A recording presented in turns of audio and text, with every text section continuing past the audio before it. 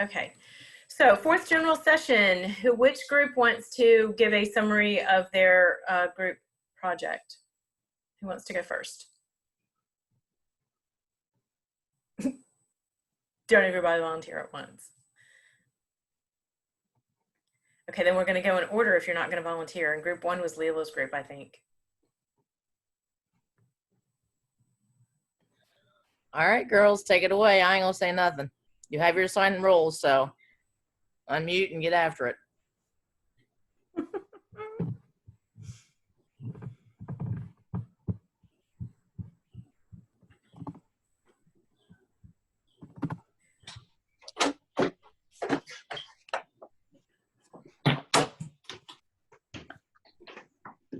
Okay, who was in your group, Leila? It was Helena, Pamela, and I believe I thought I saw Sarah McLean, but I don't Yeah, see. she's on here. I see her. And Helena was unmuted. I see that, and Pamela's unmuted. Okay, and I can see Pamela and Sarah, but I can't see Helena, but that's okay. Y'all go ahead.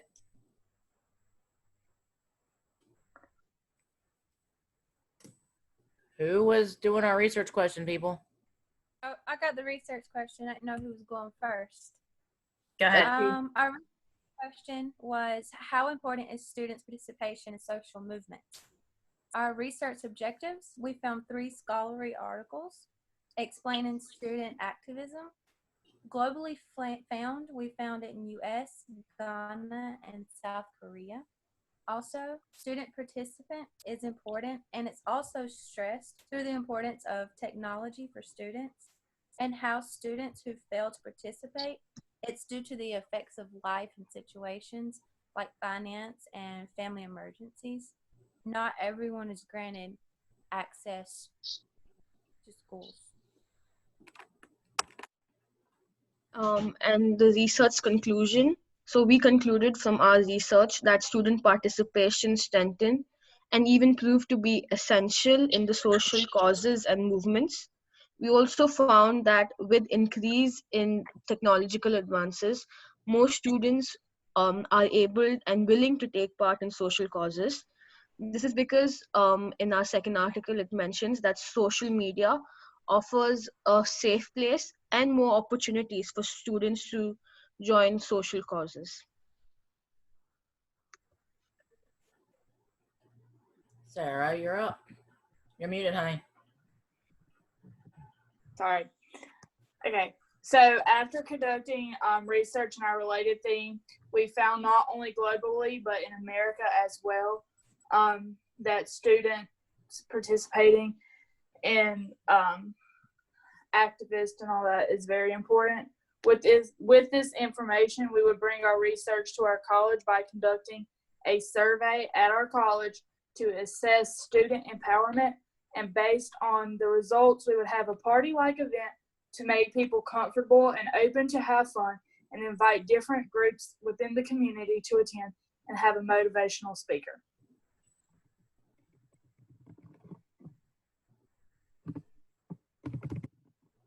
Ta-da! Very good. Thank you. Yeah, there we go. That's right. We have reaction buttons. We can do that. Good job, ladies. Yep. Okay, group 2. Who's going from group 2? What is group 2? Am I group 2 I don't know. with Eric? Or is that? We'll just say yes. We'll just. Okay. As long as each Sure. group goes. As long as each group goes, it's okay. Okay. Eric's not able to make it, so I'll just present. So our research question was, how could society best address the needs of poverty and reform education? So we found, and this is how education could play into that. So objectives are to find the impact education has on, or impact of poverty has on learning, and how it can become more accessible to everyone. And through our research, we found some studies in Kenya and Australia that there was definitely a correlation between being educated and how that played into poverty. And conclusion was that education greatly improves the chances of finding means to get out of poverty. And so we wanted to establish some literacy to get more books out to people. And so we thought about having a few neighborhood libraries or a mobile library in like a larger van, and like can go to different places in town, and allow the chapter to go through their books and see which ones they didn't want anymore that maybe other people could read, or to get the community involved with that as well for donations. So, yep. Thank you. Next group. I believe that was us. So our research topic was reform of underrepresented career and educational programs. And then the research question was, how does reforming a college's outreach program affect preconceived and pre-programmed gender role stigmatizations and enrollment rates within the college? So the objective of our research was we wanted to measure the presence of and the effect of the biases that exist within gender-dominated programs. And then we wanted to increase accessibility to, and hopefully in turn, enrollment rates of diverse enrollment opportunities in these gender-typical majors and programs.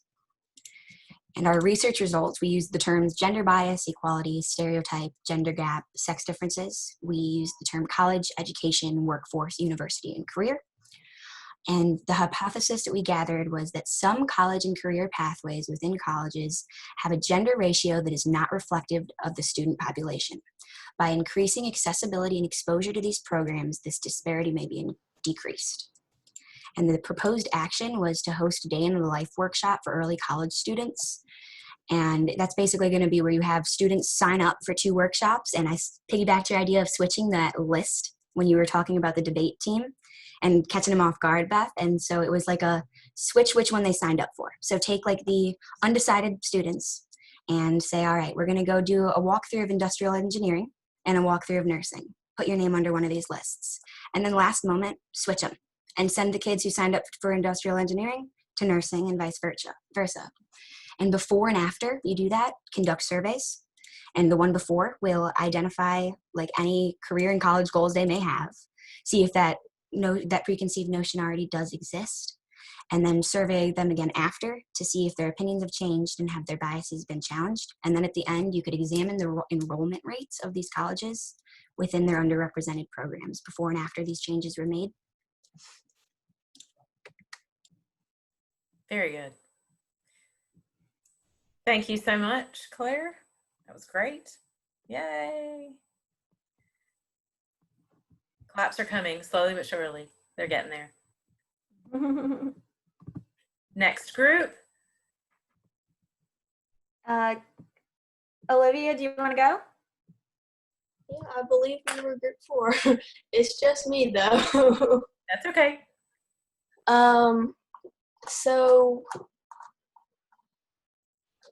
we did have some technical difficulties towards the end, so I'm not sure that ours isn't nearly as good as you guys. But our main themes, we were looking into reform in communities, school reform, reform that led to positive action, reform of idea of reverence, and then we eventually led into women's rights and the perception of women in power, the objectification of women, and societal norms related to gender roles. So then, based on those topics, our questions became, how can we influence future generations' perceptions of women, and how do we affect gender equality in the future? So our research objectives were to find specific examples of inequality and poor perceptions of women, and also to discover what the public opinion of women is, of women in powerful positions is. And our key words were women, perception, objectification, gender roles, societal norms. And we found 3 main resources from which we learned that women are rising to powerful positions and more are taking roles in politics, businesses, etc. However, there's still a large wage gap. And there's still a perception of women as homemakers first. So there's still more women in menial, poorly paid positions such as childcare workers, maids, etc. So based on all of that, our team's plan, we had the idea that we wanted to show the influence, the positive influence that powerful women have had on our society, and how they greatly contribute. So our action plan would be to institute a monthly poster creation contest in which participants would select a woman of power, research them, and design a poster including that woman's accomplishments.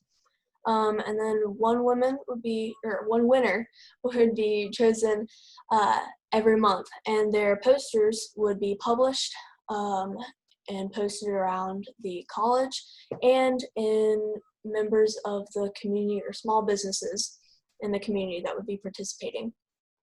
So basically it would create an incentive and an interactive opportunity for members of the community to learn about women in positions of power and their accomplishments. All right. I like Very good. that. Thank you.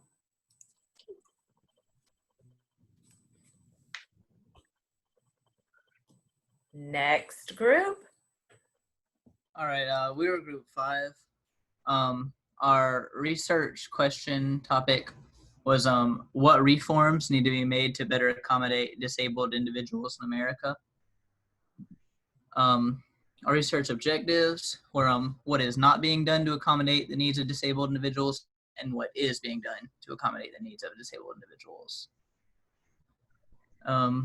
After reading peer-reviewed studies and previous court cases, the conclusion we reached was that although a lot of progress has been made in accommodating the disabled population, they still face disparities and inequity.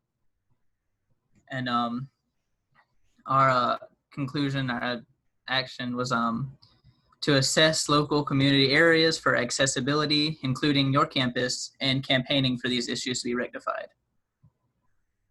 Okay. Thank you.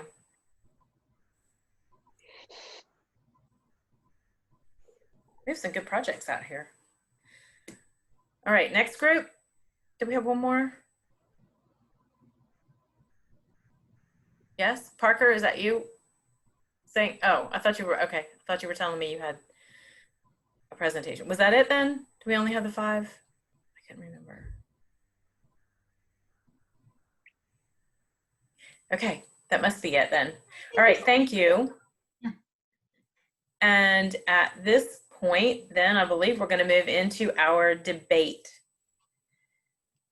So what I'm going to do is I'm going to cut, or you guys can do it. I'm going to cut a video for everybody except the debate team members. And we will, or you can do it yourself, like I say. I think most everybody's doing that as we get to this. Let's see who's left. Do we just hit stop video? Yes. Okay. Yeah, that's all you need to do. Okay, cool. Thank you. Thank you. I don't need to stop mine for that matter. And oh, okay, now I lost it. Okay, Kate, I need to stop. I'm gonna stop your video. I got that. Okay. All right, I think who's left is our debate team. So Kismet, I will turn it over to you. All right, thank you. Just a week.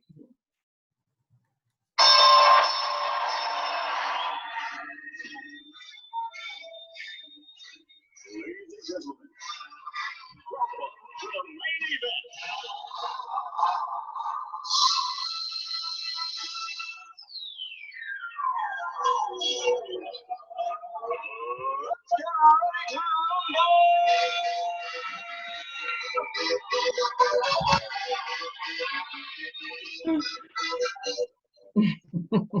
Thought I'd just liven you all up just a little bit. So now we're ready. So now that we set the stage, we're starting our debate. And so to announce the teams that we have for pro. We have Shirin Arub, graduate of Forsyth Tech, Alpha Omega, and a member of Alpha Omega Alumni Association. Also, we have Hannah Lohman of Coastal Carolina Community College. We have Terry Boren of Nash Community College. Let's give a round of applause for them. On the con side, we have Haley Mendenhall of Davidson Community College and Jason Durgala. Jason, are you also, I believe also of Davidson Community College? Let's give them a round of applause. Before we get started, I want to say a special thank you to our support team. That was Sarah Muhammad, Dahlia Muhammad, Kate Fear, thank you, Kate. Jason of Kate Fear Community College. Our support team, Sarah Muhammad, Dahlia Muhammad, Paulina Page, and Donovan Dukes. So, working off of 2 computers, one moment, please.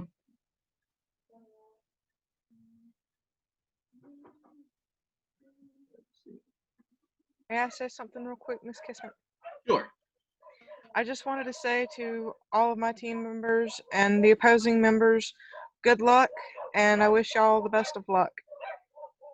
Thank you. And I know that this is not the most ideal conditions to be doing a debate, but hey, you got to roll with the punches. Yes. Exactly. So, today's debate is on every public school in America is required to administer standardized tests to all their students in order to receive funding. However, as all students and teachers know, there are a plethora of problems associated with testing. Done well and thoughtfully, assessments are tools for learning and promoting equity. They provide necessary information for educators, families, the public, and students themselves to measure progress and improve outcomes for all learners. Done poorly, in excess, or without clear purpose, they take valuable time away from teaching and learning, draining creative approaches from our classrooms. So, pro stance. Team 1 will be responsible for providing evidence that standardized testing is beneficial to the education of students from kindergarten to grade 6. Con stance would be in that standardized testing is harmful to the education of students from kindergarten to grade 6. So, each team had a list of questions to consider.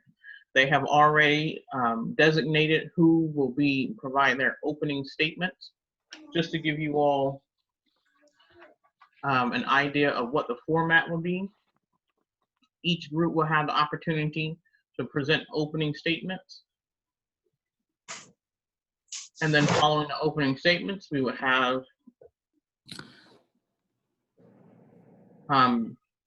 debater from Team A and rebuttal from Team B, and that will continue until we get to a point where rebuttal 3 will be from Team B, and debater number 1 from Team B will come in. The amount of time differentiates, but nonetheless, I will be keeping time. So the first 2 opening remarks will be 5 minutes. So, pro group. Your person that's opening ready. Yes, ma'am. All right, one moment. Set the timer. All right, you may begin.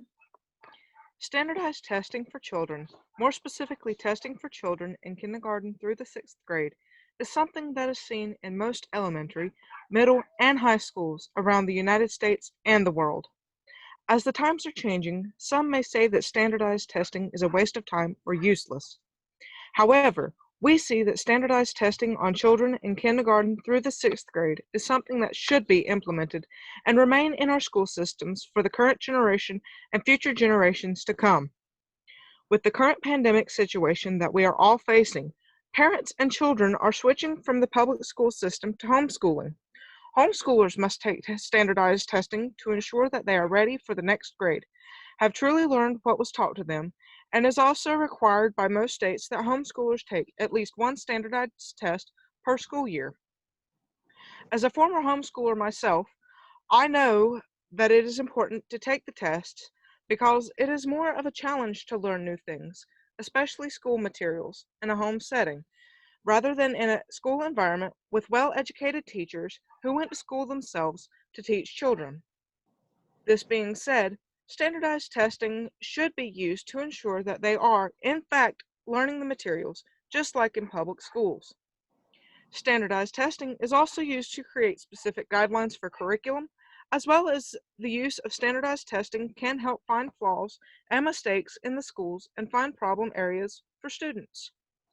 We believe that standardized testing should remain in school systems because it is important for the children to gain an education that will stick with them for the rest of their lives, allow them to succeed in future endeavors, and allow them to help prepare the future generations for their lives and endeavors. We believe that standardized testing is good because schools in North Carolina say religion, morality, and knowledge being necessary to good government and the happiness of mankind, schools, libraries, and the means of education shall forever be encouraged. Teachers agree that standardized testing is for the good. Most teachers acknowledge the importance of standardized testing and do not feel their teaching has been compromised. It also allows for the children's knowledge to be tested to ensure that they are, in fact, ready to advance to the next grade level.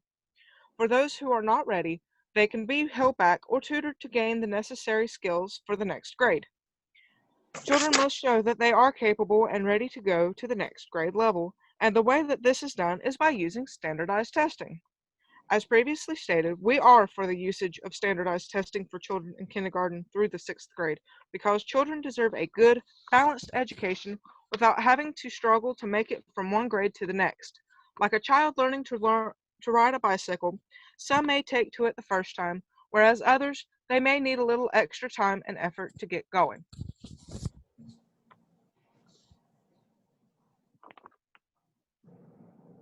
Thank you. Kansai, is your speaker, opening speaker ready? Are you ready? Yes. May begin. 8 standardized tests a year, an average of 112.3 standardized tests between pre-K and grade 12. Testing takes up over 4 days of every school year. Yet, according to the Washington Post, there is no correlation between the amount of mandated testing time and the reading and math scores in grades 4 through 8 on the National Assessment of Educational Progress. And almost all students in public schools in the U.S. take a final exam in order to move on to the next grade. This one test could fail a student and require them to repeat a grade that over the past 10 months they have been making passing grades in. The foreign language of standardized tests, inconsistent classroom environment, stress, and many other environmental factors cause students to fail this one test that could change the outlook of their educational careers.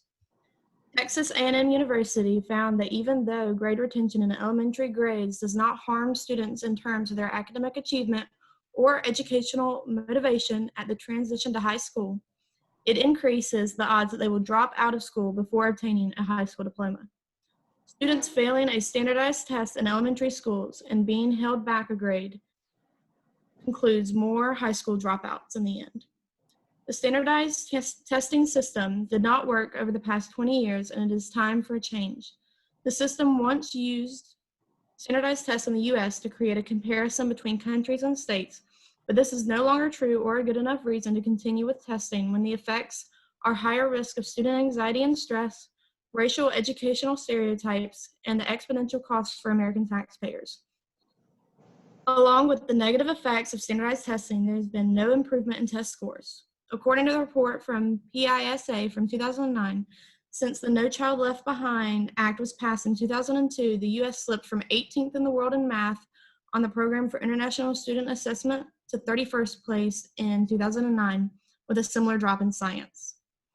According to the national study featured in a book by Diane, The Death and Life of Great American School System, it was concluded that 44% of school districts had reduced the time spent on science, social studies, and the arts by an average of over 145 minutes per week in order to focus more on reading and math to supposedly better the district scores on standardized tests.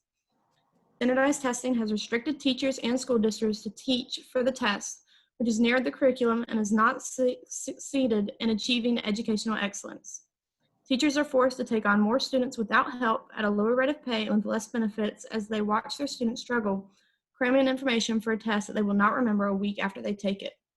Because of standardized tests, students are learning how to memorize and repeat back terms and equations instead of learning and remembering the information.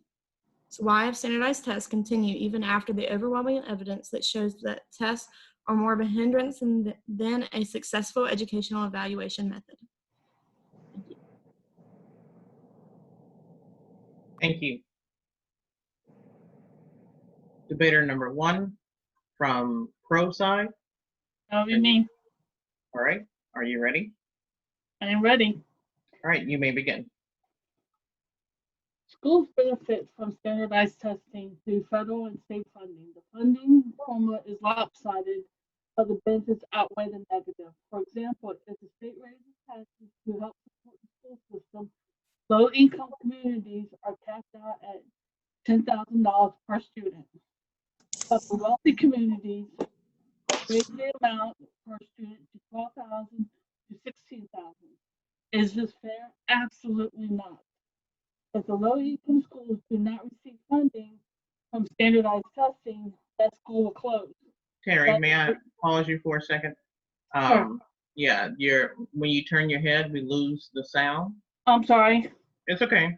And I'll allow you to start over because it was a little muffled a bit. Okay, so right, when you thank you. face the camera, we can actually hear you. So I don't know if you can reposition that a little bit. I'm gonna try. Okay. Okay. All right. Right now? Yes. Schools benefit from standardized testing through federal and state funding. The funding formula is lopsided, but the benefits outweigh the negative. For example, if the state raises taxes to help support school system, low-income communities are capped out at $10,000 per student. But the wealthy communities raise the amount per student to $12,000 to $16,000. Is this fair? Absolutely not. If the low-income schools do not receive funding from standardized testing, that school will close. That means low-income students will be bused to another school district. That will cause more problems down the road. I believe all states should adopt the guaranteed tax base, which spreads the wealth evenly throughout all school districts, regardless of property values. According to Gregory J. Sisnick, PhD, Professor of Educational Measurement and Evaluation at the University of North Carolina at Chapel Hill, the typical statewide NCLB testing administered today in every American state are far and away the most accurate, free of bias, dependable, efficient tests that a student will encounter in his and her schooling. They routinely measure whether students have learned important knowledgeable skills, and they provide high quality, useful information to students, parents, educationers, and policymakers about achievement in core subjects. Thank you. Rebuttal. So I'd like to begin on your point about how standardized testings, they measure curriculum and how much students learn. But most standardized tests are curriculum focused and not skills focused. So most standardized tests are effectively only measuring half of what a student actually knows or does not know. In a Thomas A. Romberg's book called The Reform of School Mathematics and Authentic Assessment says that one test alone will not provide valid measurement of achievement of individual students or of the group of students as a whole. The test is almost always too narrow, and just a few students do not represent all students in school, just like a few books do not represent all the books in a library. End quote. Thank you. Debater number 2 on pro side. Yes, ma'am. Yes. Okay. You may begin. Most teachers acknowledge the importance of standardized tests and do not feel their teaching has been compromised. In 2009 Scholastic Gates Foundation survey, 81% of U.S. public school teachers said state required standardized tests were at least somewhat important as a measure of student academic achievement, and 27% said they were very important or absolutely essential. 73% of teachers surveyed in March 2002 public agenda study said they have not neglected regular teaching duties for test preparation. Standardized tests are not narrowing the curriculum. Rather, they are focusing it on important basic skills all students need to master. According to study in October 2005 issue of the peer-reviewed Education Policy Analysis Archives, teachers in 4 Minnesota school districts said standardized testing had a positive effect and impact, improving the quality of the curriculum while raising student achievement. Analyzing test results can help an educator evaluate the effectiveness of a curriculum or to help assess if instructional methods are a good match to a child's learning style. Results can be highly effective in identifying needs of exceptional students. Standardized test scores are an additional source of information to assess academic performance, and students' coursework, day-to-day test score, homework, and projects are other means of assessment. Achievement and ability tests can help describe a student's learning abilities, academic accomplishment, and give reliable prediction for college success. Thank you. Rebuttal.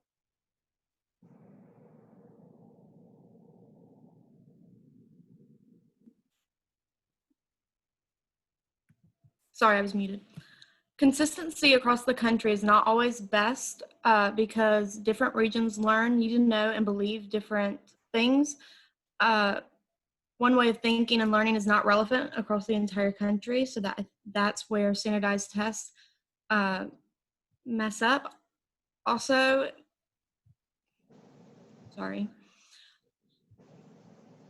tests and instructional models have been deconstructed to lead teacher stereotyping and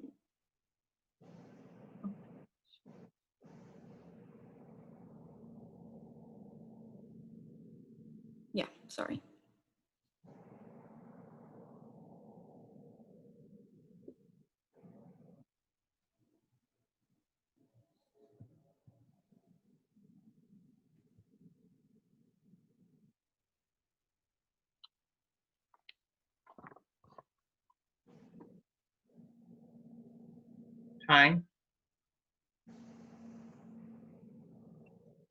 Debater number 3 on the pro side. That would be me. Okay. You may begin. Standardized testing should be used because it allows for the teachers and the school to see where the children are academically and how much they really learned within a school year. If a child does well on the test and proves that they contain the adequate knowledge to advance into the next grade, then they should be advanced. However, if the child does not perform well on the test as a whole or in certain sections, the teachers can hold the child back in the current grade to provide them with additional teaching so the child can hopefully be prepared in the following year to advance or get tutoring in the subject that they need to go forward into the next grade. With the use of standardized testing, it allows for those who need help to gain it, thus preventing the child from falling behind more than need be. In the Canadian Education Journal 2011, Laura Lee Kearns states that it is essential that assessments be used to seek excellence and equity for every student in the system. Doing so requires a willingness to analyze the data and determine where the inequities lie within each school and each school district, and then to focus efforts on those who are not mastering the foundational skills. Using results in this way to identify skills requiring additional classroom attention or students who require support will allow us to close the gap between those who are meeting the expectations of curriculum and those who are not. Thank you. Rebuttal. One of the points that you made is that standardized testings help identify weaknesses and points for improvement for teachers and students.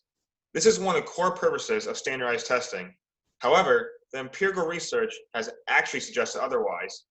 As early as 2011, the National Research Council, the National Academies, suggested that, quote, policymakers and educators do not yet know how to use test-based incentives to consistently generate positive effects on achievement and to improve education, end quote.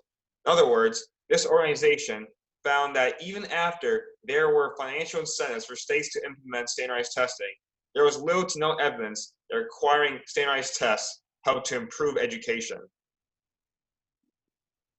Thank you. Well, debater number 1 for con side. Me?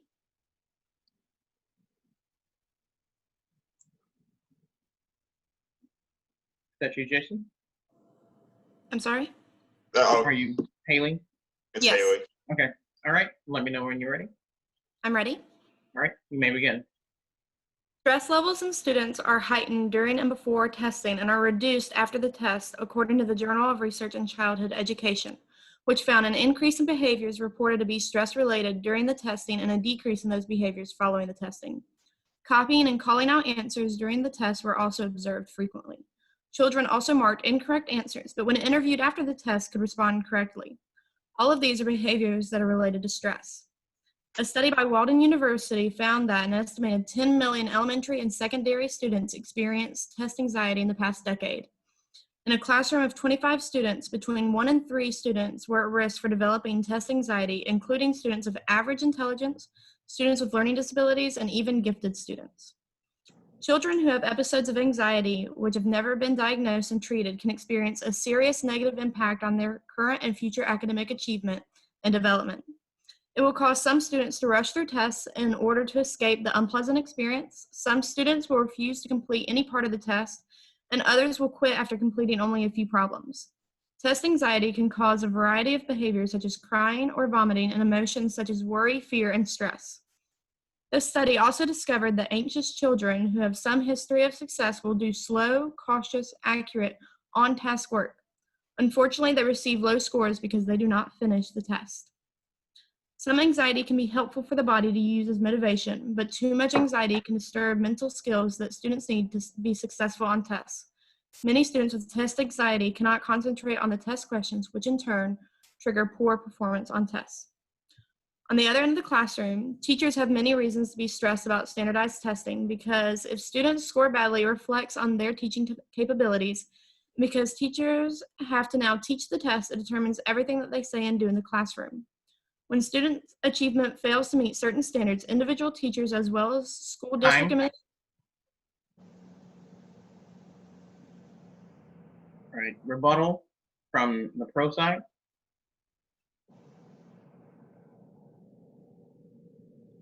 Yes. Yes, Ms. Smith? Okay. You may begin. Yes. Testing is not too stressful for a student. The U.S. Department of Education stated, although testing may be stressful for some students, testing is a normal and expected way of assessing what students have learned.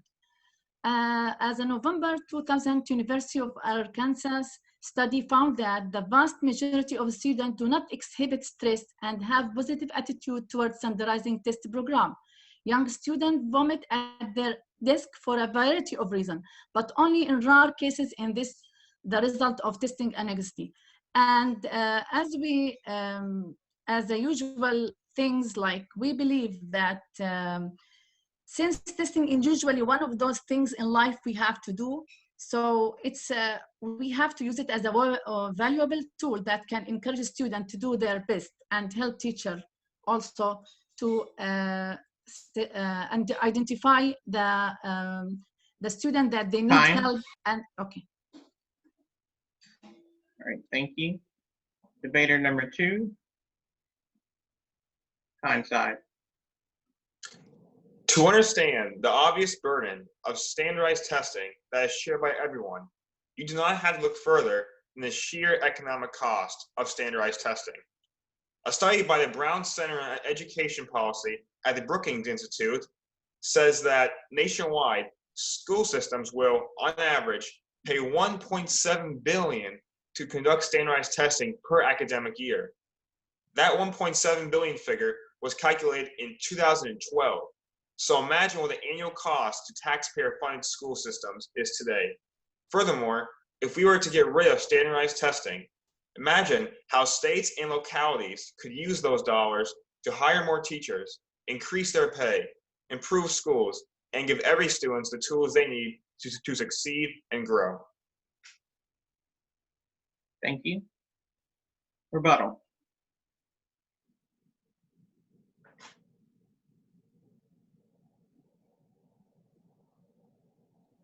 Ready?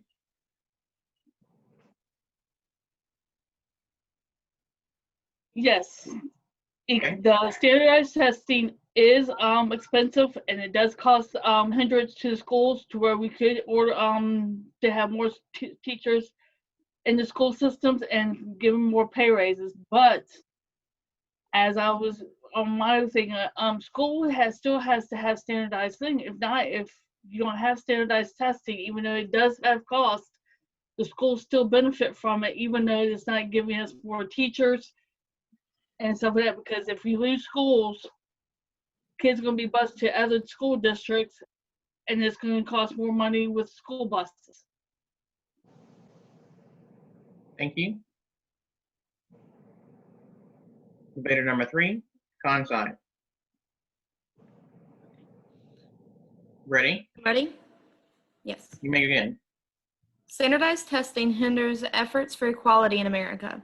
In 2017, study from the Journal of Negro Education made this inevitably clear in its findings that first, the standardized test score gaps between African American and white students had long been a serious concern, and this led to negative judgments on African American academic capabilities solely on the context of their standardized test scores. Focusing just on standardized test scores is problematic because it downplays the effects of school climate and other social contexts. This inevitably groups all African American students together and creates stereotypes and indirect educational segregation. At the elementary school level, research has shown that a multitude of non-academic factors, economic, sociopolitical, family, sociological, and contextual, have influence on radical test score gap.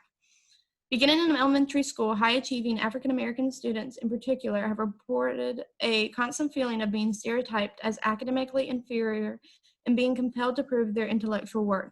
The prospect of being judged according to a stereotype of African American intellectual inferiority has been shown to significantly depress the test performance of African American students at college, high school, and elementary levels. Overall, the findings in the study conducted by the Journal of Negro Education found that test-centered curriculum protocols in the elementary school context can lead to an environmental susceptible to stereotype threat for African American students. Specifically, this section explores 4 themes that emerge from the data: a narrow perception of education as strictly test preparation, feelings of anxiety related to their state test, and concern with what other people think, and the rejection and acceptance of stereotypes. Standardized testing disproportionately affects minority students. Thank you.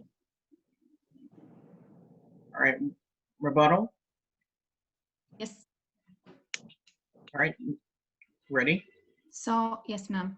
Standardized tests are inclusive and non-discriminatory because they ensure that content is equivalent for all students. Former Washington, D.C. Schools Counselor Mitchell argued that using alternative tests for minority or exempting children with disability would be unfair to those students. You cannot separate them, or to try to do so create 2 unequal systems, one with the accountability and one without it. This is a civil rights issue.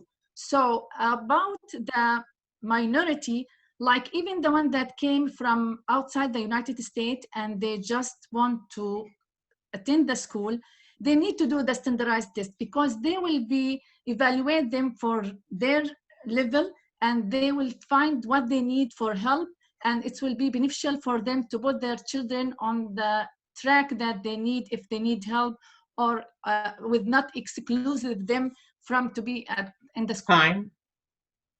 Thank you. Thank you. Now we will move to closing remarks. Each team will have 4 minutes to close, beginning with the pro side. Shireen, are you doing that? Okay. Yes, it's mine. You may begin. Okay. Standardized tests can help identify problem areas in individual students, as well as schools and curriculums. It provides guidelines for curriculum. Standardized tests give teachers a structure of what needs to be taught. This helps keep classroom material consistent across the country. One reason why standardized tests should be kept in schools is because they are a good measure of student achievement. If we did not have standardized tests, policymakers would have to rely on tests that have been made and scored by teachers and individual schools that have favorite student. Also, multiple choice questions on standardized tests are graded by machine, so it is a fair than a test graded by a teacher. This evidence shows that standardized tests give more reliable results. Although testing may be stressful for some students, testing is a normal and expected way of assessing what students have learned, the U.S. Department of Education said. Test results are helpful in indicating if a single child is falling behind and what educators can do to help. State-mandated centralized tests help prevent social promotion, the practice of allowing students to advance from grade to grade without or not they have met the academic standard of their grade level. On December 2004 paper by the Manhattan Institute for Policy Research found Florida's 2002 initiative to end social promotion, holding back students who failed year-end standardized tests, improved those students' scores by 9% in math and 4% in reading after 1 year. Whether to identify struggling students who need help or gifted children for possible advancement, standardized tests provide benchmarks of average performance. So this is possible. These benchmarks also help decide the distribution of federal funds to schools across the country. Most importantly, the community at large is sometimes skeptical of homeschooling. So testing can help elevate society fears. According to the director of Triangle Education Assessment, which helps thousands of homeschoolers each year with their achievement, most homeschoolers score above the national average on National Standardized Achievement Test. We believe teaching students good study habit can help relieve test-taking stress and anxiety. Teachers work hard to teach and students work hard to improve their scores or to show their accomplishment when they know they are being assessed. Our attitude determines a great deal about how a child might do on test day. Since testing is usually one of those things in life we have to do, let us approach it as a valuable tool that can encourage a student to do their best, help teachers to become better teachers, and help homeschooling gain respect in community at large. Thank you. Thank you. Khan side. First of all, I would like to commend the protesting team through their thoroughly researched points and their insightful rebuttals. Today, we have discussed the value of standardized testing on the youngest children of our society, elementary grade students. While the original purpose of standardized testing was to provide a basic measure of success for students, our team believes that standardized testing has needlessly forced teachers to, quote, teach to the test, and causes psychological stress on the teacher and the student. Standardized tests also cost states and localities billions per year to get scores that only tell the ability of students to remember information and not their ability to solve real-world problems. It has also, in fact, been noted by academic studies that standardized tests could even have the effect of perpetuating discrimination against minority students. Standardized testing needs to be eliminated in grades K through 6 with practical measures of success. Alternatives to standardized testing that revolutionize the way young students are assessed are quickly gaining steam. One method is known as stealth or game-based testing, which are problem-solving based tests that are integrated into digital games or learning websites like Khan Academy to provide engaging assessments for 21st century students. Finally, I would like to end by noting the unprecedented moment that we are in due to the pandemic. Many schools across the country are now changing the way students learn by incorporating technology into every aspect of learning. We have a unique opportunity to not only change the way we learn, but also the way we test. I implore all of you to take some time and reflect on how we can measure the success of our youth. Do we want to measure our students by analog tests that only measure the success of students' ability to retain information and to choose the best answer? Or do we want to measure our students on their ability to problem solve, clearly think, and to use the tools of today to solve the problems of tomorrow? Thank you. Thank you. That is the close of the debate. If you all will just give them a round of applause for doing so, I think you all did an excellent job. Before it's all over, we will open up the floor for questions from the audience. And Beth, if you want to help coordinate that.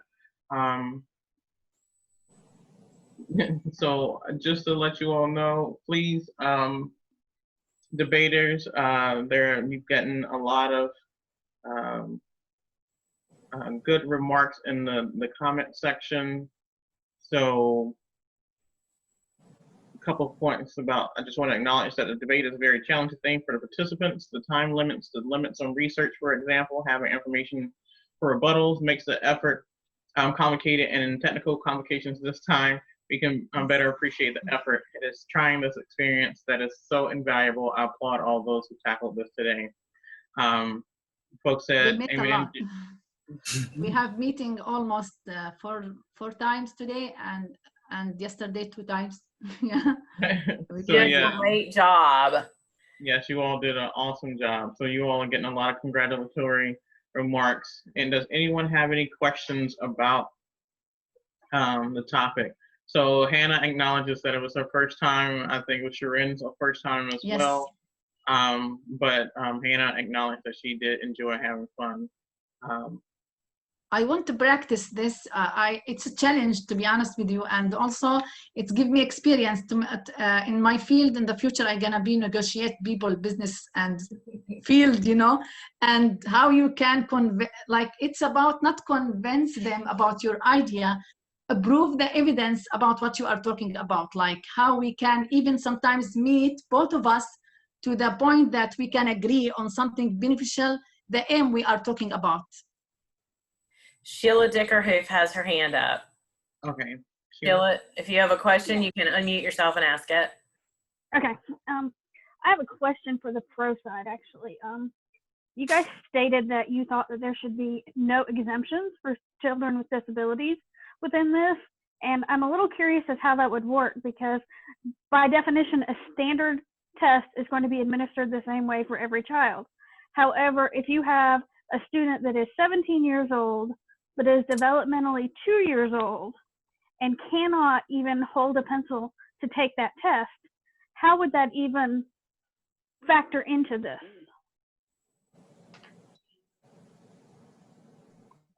I agree with you about what you are saying, but what they said in my research when I talk about the disability, that they didn't want to harm them like physically, that they are isolated. Already in public school now, for people who disabled also or have they're not meet the grade level, they have been separated in different level or like a school, different classes. So this, they said about the test, it will be also for the disability, but for the criteria of disability people, not the people, the other one, they will have special test also for their criteria, their situation. So it's it's in general, yeah.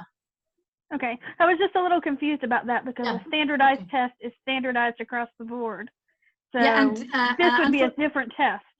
Yes, there is. They said that for minority, because even my son, when I came from my country to the United States, my son was. It's minority that his speak language is not the English language. So they put him on a test for the people who need. It's a standardized test, but it is not the one that will be for the district. So it's just see how his level, and then he can meet the other classes, so they know which the level will be included in the school. Okay. And so it's like try to help people need help.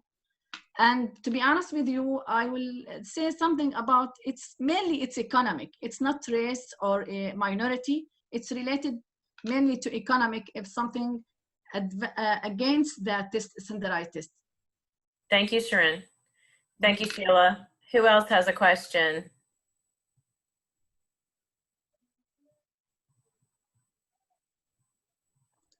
Oh, I can't believe that.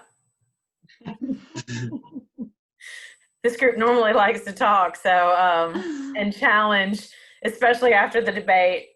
Beth, I think there was a question that was posted in the chat. Oh, okay. And Curtis has his hand up. Let me check the chat real quick. And maybe it was Curtis who posed the question. What was the question? I've been watching the chat. I didn't. Or maybe actually, I think I just read it wrong. I think it was a statement instead of a question. My bad. Yeah, okay. I got you. All right, Curtis. Unmute yourself, Curtis. Unmute yourself. There he is. Hey, I'm trying. I'm having one of those days.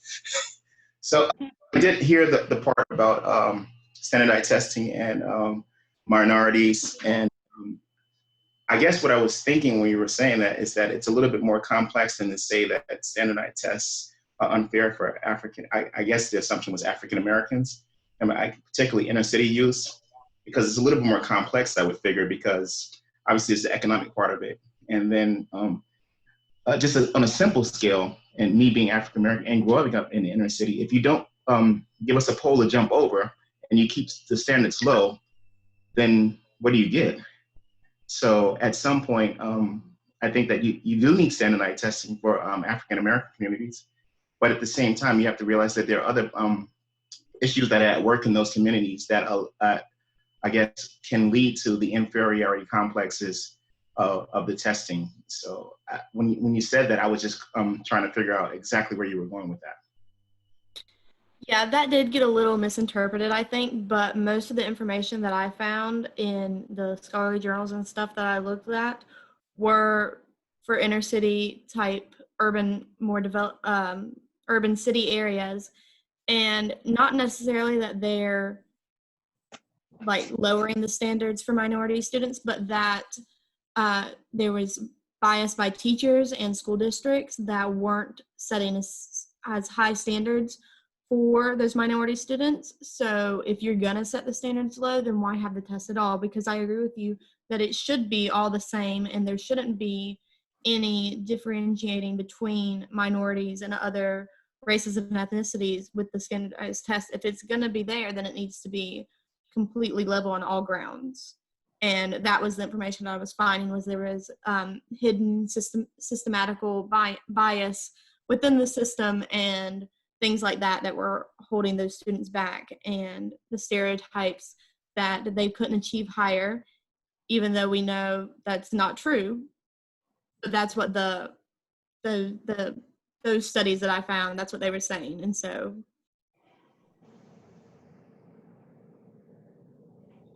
Okay, thank you. Who else? I think Melanie put something in there about not a quiet group, and you're right. We now have a reputation as not a quiet group. So, go ahead and speak up. Beth, just to make a comment, I think the biggest problem with standardized tests is that we put too much pressure on them. So when you tell a third grader that they're not going to pass if they don't pass this test, they go in with too much pressure and they don't do well. And there's some people that if I read them the test, they could do well on it. Or if I allowed them to have hands-on materials, they would do well on it. And when you have a standardized test, it's made for children all over the country. And many children have not had the same experiences. Therefore, that test question is invalid. And as an example, I went to the eye doctor and he said, I want to show you something. And he pulled up the screen for young children's eye test, and they had a corded phone on there.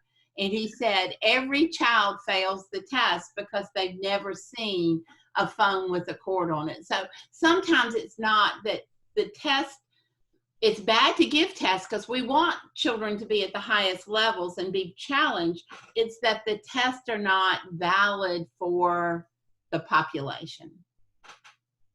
Right, Sharon. Matter of fact, Leela mentioned that in the group, and Sheila seconded it, or confirmed that standardized tests are culturally and racially biased, not only in language use but also in the gross inequality and inequities in the system. There's another question in the chat box about how the argument that teachers will teach the test more instead of focusing more on liberal studies and the arts, which can lessen critical thinking ideas and their imagination, especially as they won't see those as valid future career opportunities that they could pursue.